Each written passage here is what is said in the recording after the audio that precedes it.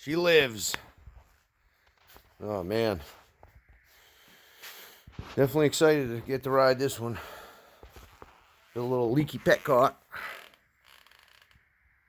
Never good to have the old leaky petcock.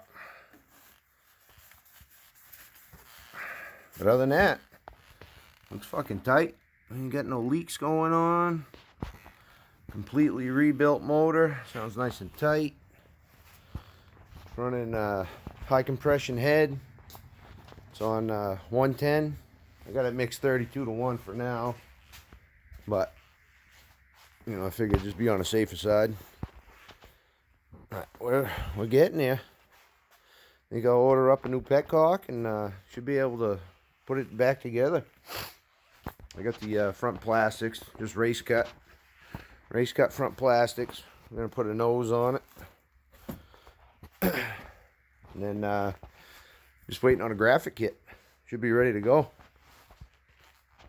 Just have to, we'll do a little adjustment on the front end, just make sure it's all lined up, but should hopefully be ripping it here soon.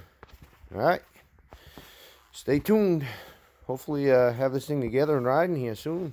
Maybe some GoPro footage up at the track. All right, I'll catch you on the next one.